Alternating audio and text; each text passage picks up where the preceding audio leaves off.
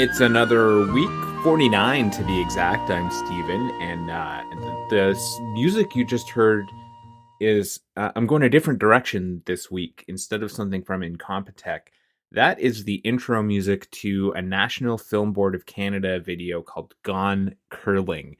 It's a 10-minute short. I haven't watched it in full yet, but it's basically a humor piece, and I highly recommend that you go watch it because it looks kind of ridiculous. But anyways, that's where that comes from. It is a beautiful Sunday morning that I'm recording this today.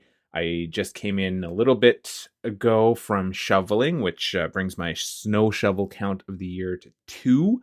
We had 2 major snowfalls this week. One Wednesday evening going into Thursday morning, and then the last one was late yesterday going into Sunday overnight, I guess. This time, though, it was wet, heavy snow. That's the worst to shovel. I mean, even though it's great for like snowballs and snowmen, it is the absolute worst for shoveling because it's so heavy. But I got it done. It's the parking spots are clear for us. That's really all that's important because the way that everything is laid out, all the snow gets piled up in between the cars, and it's hard to even get out of the parking lot, let alone get into the car. But yeah, it's today though it's sunny. Well, it's kind of overcast, but it's bright out, so it's really nice. And I have for me an important Blundstones boot update. I don't know if I've mentioned it on this forum before, but I have talked about it online on Mastodon and I think on my regular week notes. But a couple weeks ago, we picked up some Blundstones and they were very tight on my feet and developed a blister, a pretty bad blister on my left foot. But they're almost there. My right foot is, I think, near perfect. And the left foot probably would be, except for the stupid blister that I've got on my heel. So I am going to put a Band-Aid on that blister again this morning or this afternoon. Actually, it's almost 12 o'clock as I'm recording this. But anyways, I'm going to put a Band-Aid on it. And when I go out, I'm going to wear the Blundstones when I go out grocery shopping because I can actually walk in them. Whereas before I was having trouble walking without some pain. So that is huge for me because I was kind of afraid we got the wrong size. And I think my wife was also afraid of that.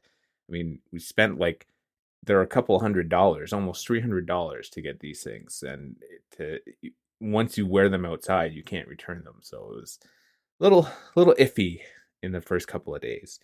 I found a couple other things this week. One was something called Brick Your World. I got that from I can't pronounce his name, but it's a newsletter called 10 plus 1 things. And basically it's an app that scans regular everyday objects and creates instruction sets for Lego sets using like regular classic bricks. And I thought it was like an actual app, but it's right now in the Kickstarter phase. But I think it's really cool and awesome because I've always felt like I want to build that with Lego, like who knows what. But it's always kind of like the barrier to entry because I'm just not creative. Like my mind doesn't work that way. I try my best to create something, but ultimately I need instructions to build something cool with Lego. That's just the way I'm wired. So this thing looks really cool. Like the example that you see on the Kickstarter page is this plush blue whale, and the person has built it with Lego. So that is really, really cool, and that's something that I would definitely play around with. And the other thing from Alan Cross, there's apparently a new mystery song out there on the internet. If you're not familiar with the term Lost Wave, I haven't listened to it yet, but I'm thinking this is something recorded back in 1984 from a radio station, and I'm thinking of including it on my next mixtape. Either that or put it as the bonus track on my Dreamy Sounds mixtape because I still have like a chunk of time at the end of that mixtape that I never ended up filling, and I was waiting to figure out okay, what song can I put there as a bonus track? So I'll listen to it and see if it fits. But yeah, that'd be kind of cool to put on that mixtape, and then I can finally get those tabs taken out so that you can't record over it anymore. Um, yeah, for those things, I'll put a link in the notes for this show because yeah, I think they're both of those things are really cool. And the last thing that happened this week is finally got to see a PWHL game. We got tickets. We won tickets to see the Ottawa Charge play the Montreal Victoire. Um, the game was this week was at the Canadian Tire Center, which is where the Ottawa Senators play.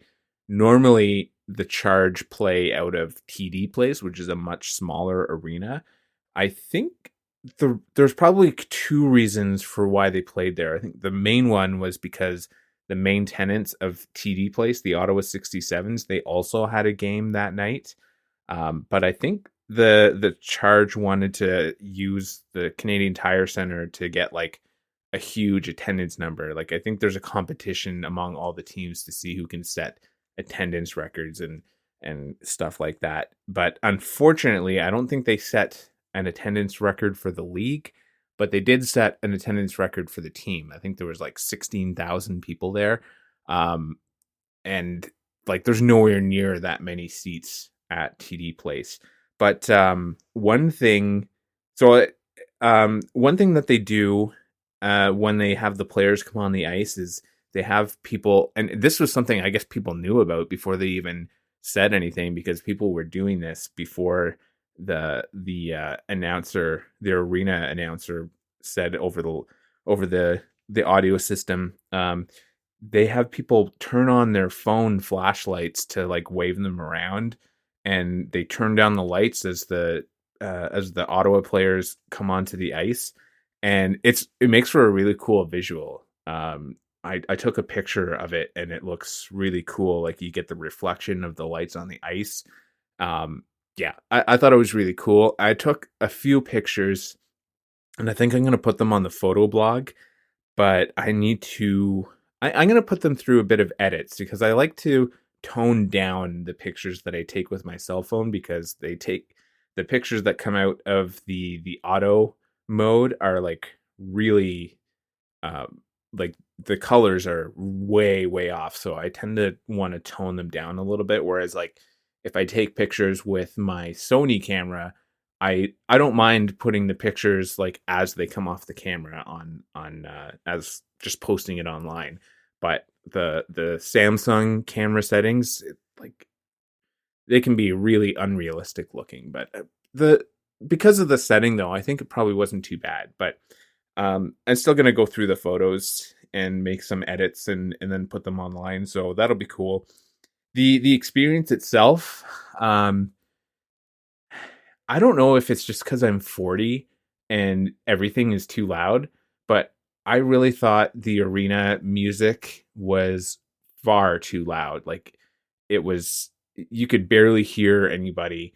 And after the game in the car ride home, my ears were like the sound for everything was muffled. Whereas I don't think for Senators games, I mean, those games are loud for sure, but I don't think that I leave the game like feeling like I was in a concert with like all the loud music. So I don't know if maybe the audio crew for the Charge were like basing their levels on a smaller arena and the equipment they have at TD Place, and it didn't translate very well to the Canadian Tire Center. But I think that's something that they need to work on. I mean, Senators games, I'm not the only one that's complained that it's very loud compared to other arenas, but I don't know. I don't I like to go to games for watching the game.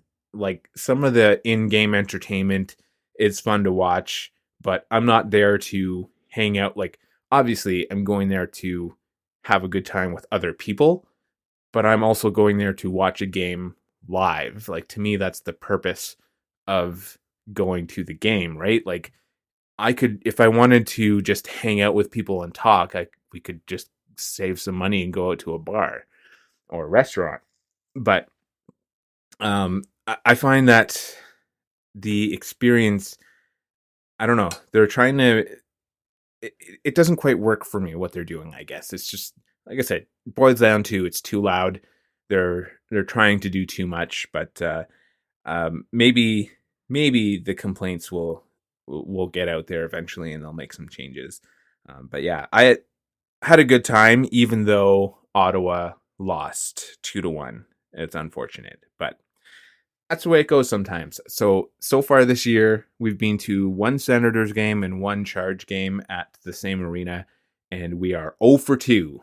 Both times the Ottawa team lost. That's unfortunate. I think that's kind of it. The only thing I wanted to mention was I finished a book I was reading by Brent Spiner. It's called Fan Fiction. It's kind of like it's a fictionalized memoir. So I think there's some elements that are true in there, but the main story is completely fiction. Like he's talking about being stalked by a crazy fan, leaving him some really creepy letters and stuff.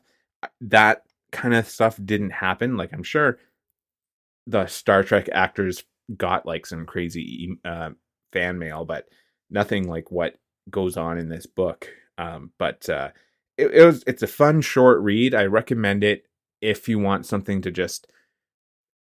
in between long reads. Just you can breeze through it in probably a few days. I took a little longer because I take longer to read things just because I don't sit down and read a lot. But yeah, that's pretty good. In between, I decided to start rereading Harry Potter and the Order of the Phoenix. That one, so a couple of channels recently in the last few weeks have been showing the Harry Potter movies for whatever reason. And that's kind of why I wanted to reread a book. I started with Order of the Phoenix because that one I feel like it suffers the most from a lack of detail in the movie. At the same time, though, based on what I'm reading so far, the first little bit of the movie really matches the book. So like it almost seems like it's the closest to the source material than the other movies. But I know there are some details that they left out. But I definitely think that the book is a little stronger than the movie for that one. So I thought I'd reread the book. Maybe I might move on to Half-Blood Prince and Deathly Hallows again, but we'll see. The thing I wanted to mention is I have a physical copy of the book, and I was reading from that copy, but I decided that I wanted to bring a physical book that I'm also going to start. It's a nonfiction baseball book, but I'm going to bring that when we go away for Christmas, and I didn't want to bring that and another thick book and like pack my backpack full of stuff. So I found some ebooks online. Don't tell anybody that I didn't pay for them. But unfortunately, they are the American versions, which is a little disappointing because I much prefer the British spelling. And I didn't realize it at first, but British books, if you haven't noticed, for dialogue they use single quotes instead of the double quotation marks, and that I don't know. I like that kind of charm when I'm reading those British books. And the other thing is that the spelling is the American spellings of words, so they're leaving out the U, and that's, even though doesn't have anything to do with the story, that kind of takes me out of it for whatever reason. But yeah, that's something that is bugging me. So I might go trying to find a UK version of the ebooks. I definitely want to replace the version of the Philosopher's Stone that I found, which of course is in the US the Sorcerer's Stone, which I find the completely inferior title to the Philosopher's Stone. So yeah, that's all I have this week. Attention cassette listeners, you have now completed side 1. In order to hear side 2, please fast forward to the end of the reel before turning the tape over. Thank you.